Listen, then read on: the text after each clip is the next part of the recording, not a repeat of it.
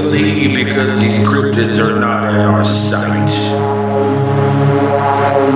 Are they as real as the birds, snakes, and frogs? We seek these answers here at Upright Dogs.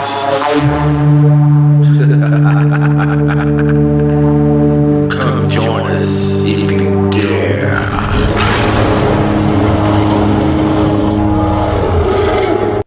What's up, Cryptid Crew? Welcome to another episode of Upright Dogs. I'm Cody. Today, we've got a couple of stories to share with you. This is coming from the Mysterious Universe site. I'll leave a link down in the description. It's Mysterious and Frightening Cases of Dogman Attacks. I'm going to go over that here in a second, but before I do, I'd like to take a moment to welcome the new subscribers as of this past 7 days. Welcome aboard. Glad to have you.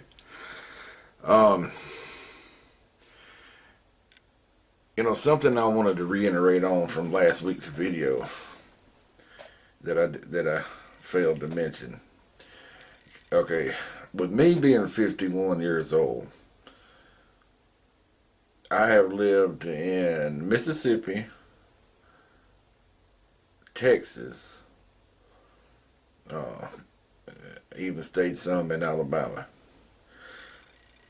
Out of all these 3 states, I have never seen a wild cougar. And they're out there. They were on the endangered list for a while. Not quite sure if they still are or not. But, from a kid growing up to an adult, I have never seen one. And we know they exist. So, this brings me back to some of what I mentioned last week about, Bigfoot, Dogman. These are extremely intelligent beasts. And if a cougar, mountain lion, whatever, heck, even bears, these animals, they are spotted by far more than Bigfoot or Dogman, but they're also far less intelligent. Now, they're intelligent, but they're far less intelligent than what Bigfoot or Dogman has to be. So, not seeing a cougar in in the wild, my whole 51 years of living, what's that say? What's that say? I mean, these animals are pretty much nocturnal, so they're going to do their hunting at night, and very few people see them in the wild. And but we know they're there. So, look how easy it would be for Bigfoot or Dogman to stay elusive from man, right? But anyway,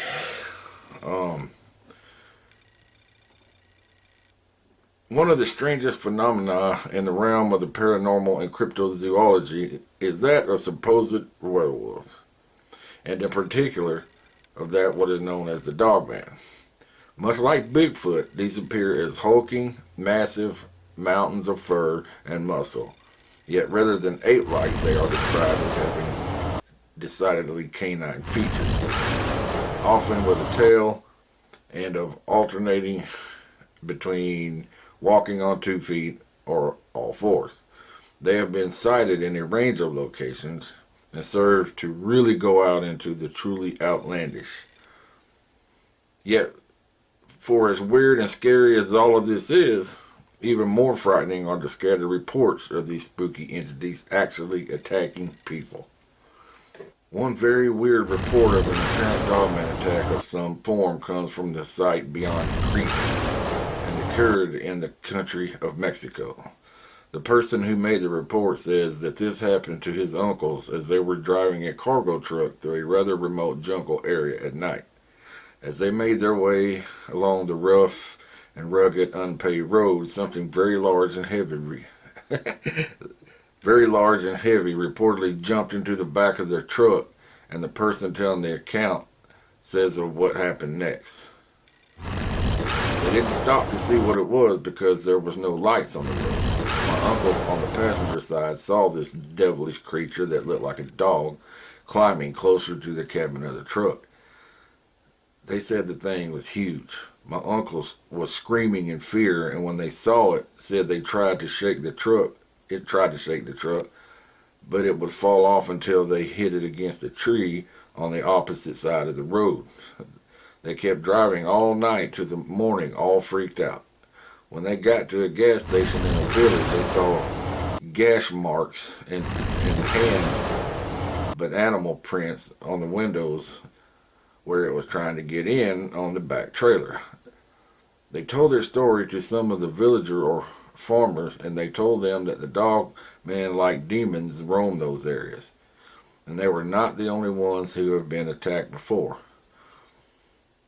They were so freaked out, the hair on both arms rises even telling their experience. They said they never drove through Central America beside the cities or villages at night ever again. I wish I could have recorded them telling the stories. They have died already, but even before they died, they stuck with what happened to them, and they never did drugs.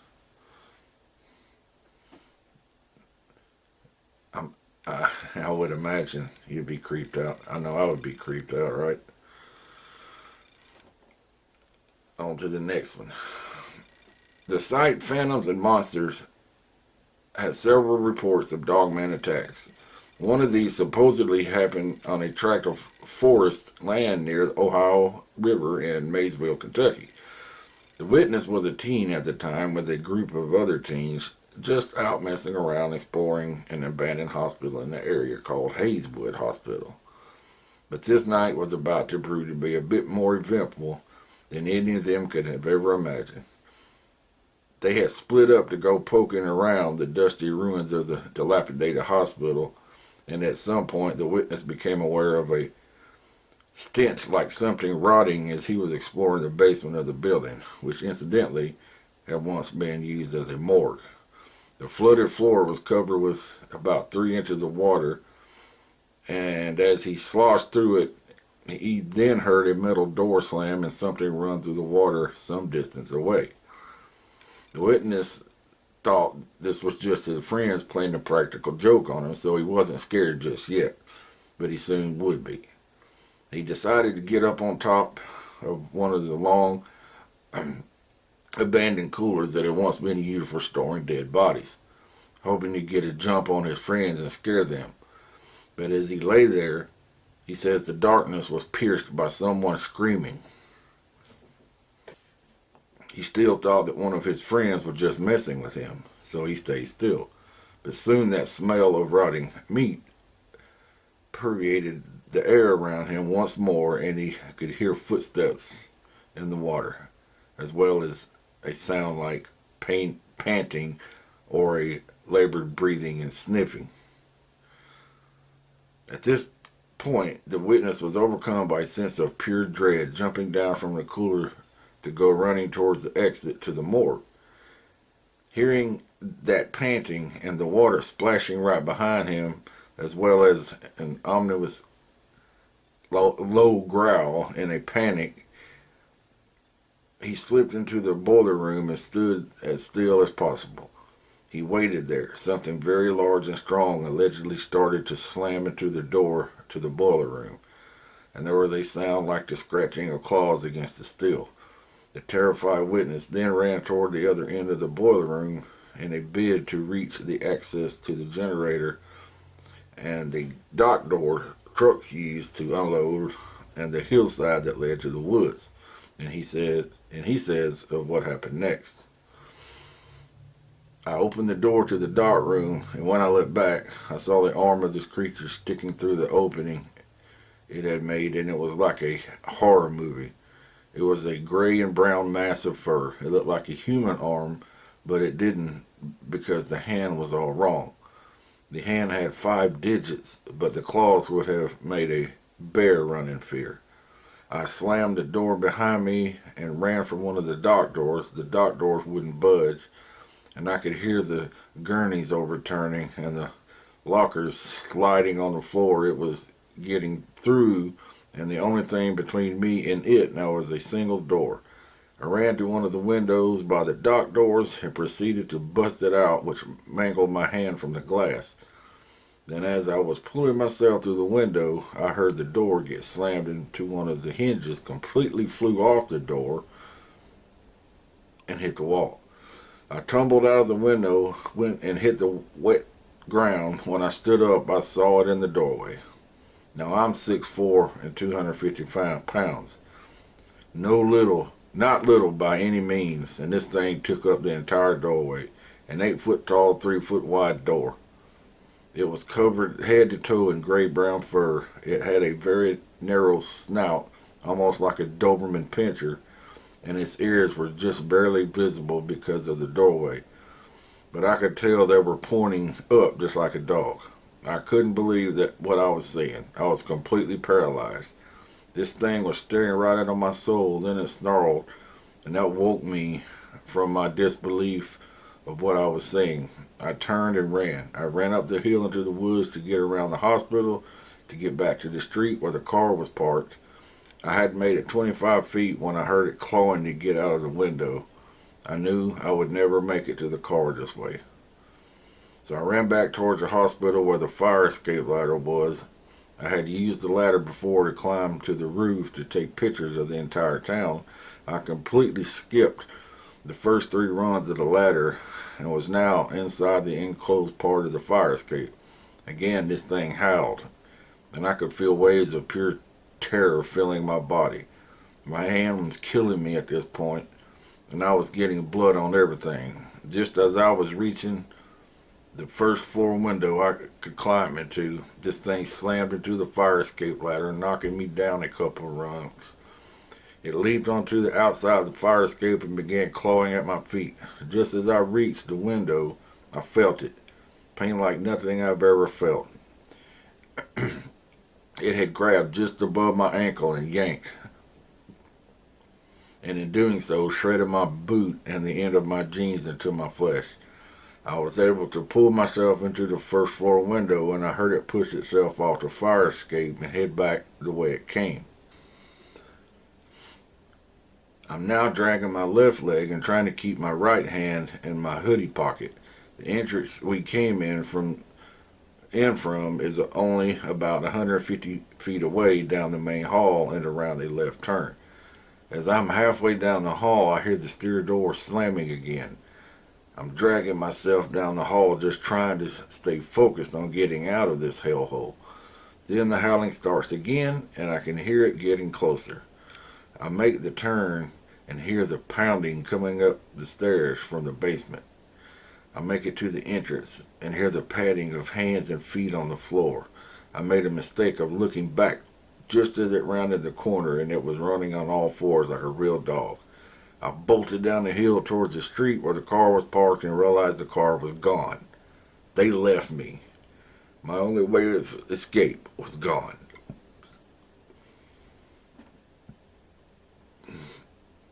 He claims he careened off into the night, running down the hill to start banging on the door of the first house he came to. Luckily for him, an elderly lady let him in, and seeing the state he was in, called the police. When the authorities arrived, he told them he was his wild tale, but they did not believe him.